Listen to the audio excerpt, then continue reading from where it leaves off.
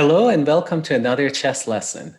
Today I'm going to start a series of videos in which we focus on how to checkmate your opponent when you each have a king and you also have another or a couple of other major pieces. Okay, so what I mean by that is a situation like this. You and your opponent both have kings on the board, of course, and you might also have your queen on the board. So it is possible to checkmate your opponent in this situation.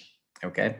Now, before we start to going deeper into how you would checkmate your opponent in such a situation, let's first discuss what major pieces you can checkmate your opponent with. Okay, so you could, of course, checkmate your opponent if you have a queen on the board. You could checkmate your opponent if you have a rook and a king. You could also checkmate your opponent if you have a knight and a bishop on the board. And you can checkmate your opponent if you have a king and two bishops. Okay. And of course, all combinations thereof. And also, if you have, for example, let's say if you have only a bishop and a pawn on the board, you can, of course, always checkmate your opponent because then you would be able to push this pawn forward, getting it to the end of the board, and then essentially changing it to another one of these pieces that we talked about. So all of these pieces, it is possible to checkmate your opponent with, and we will go through those in these series of videos one by one. However, I thought that it might be best to start with the easiest of them all, and that is checkmating your opponent with a king and a queen. Okay, so before we dive in, let's first consider what final position we want. Okay, so in these situations, when you want to checkmate your opponent with these major pieces, you always want to move your opponent's king to one of these corners of the board. So it could be A8, it could be H8, it could be H1, or it could be A1. You want your opponent in one of these corners, okay?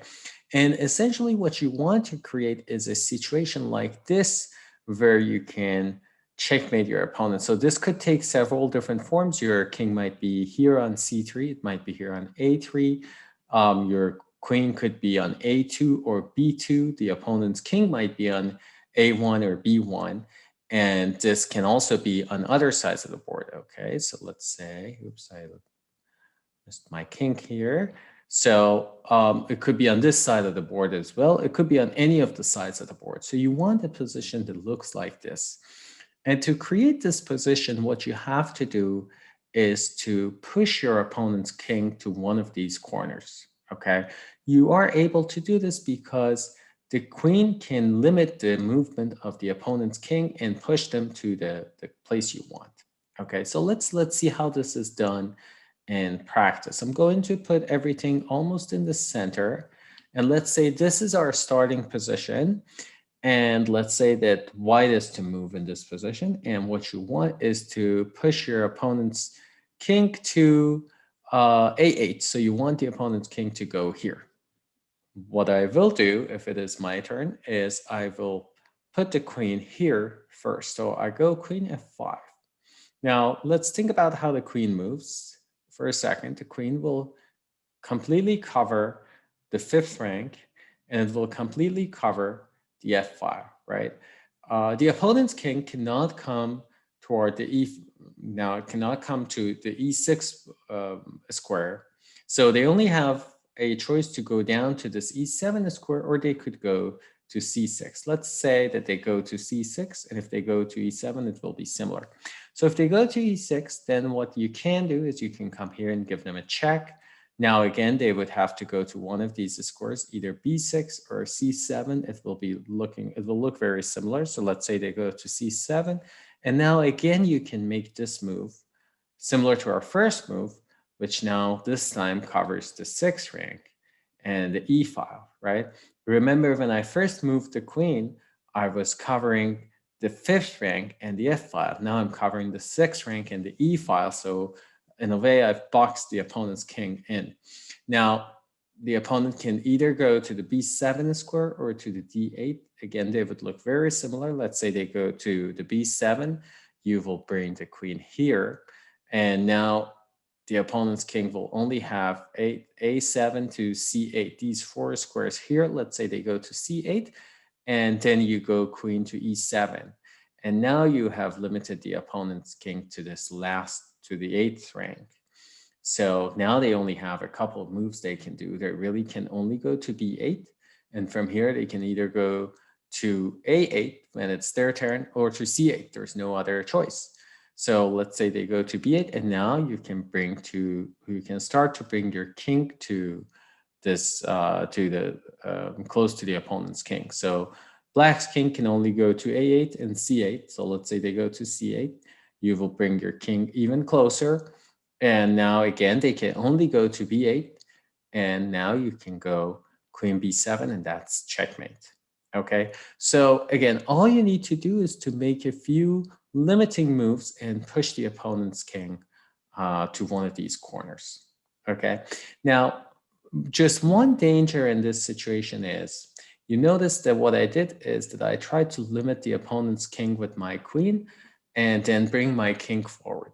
Okay, now you can limit the opponent's king in this situation. So let's say this is the position, and now it's black's turn to move. So if it is black's turn to move, black can only go to a8, or they can come back to b8, right? That's all they can do. So if you put the black in this position, if you are white, you just wait, let black go to a8 while you move your king closer. They go back to b8, you move your king closer, they go back to a8, and then this is checkmate, right?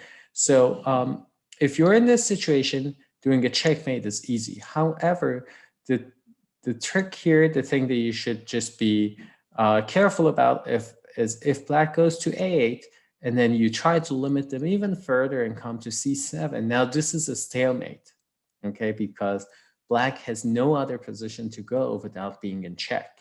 So if you fall into this position, then the situation is a draw. Okay, if this happens in your game, this is a draw, even though you're a queen up.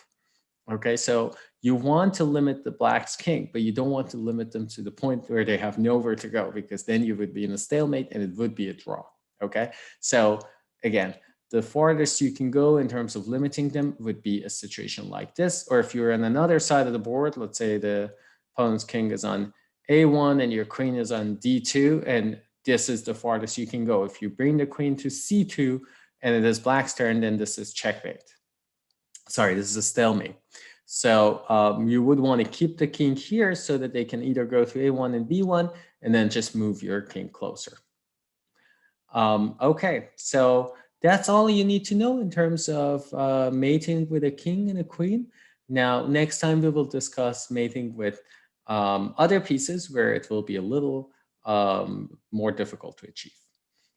Best of luck and see you soon. And please don't forget to subscribe to our channel. And if there are other topics that you would like to see me talk about, please let me know in the comments. I'd be happy to talk about any topics that you would like to hear more about.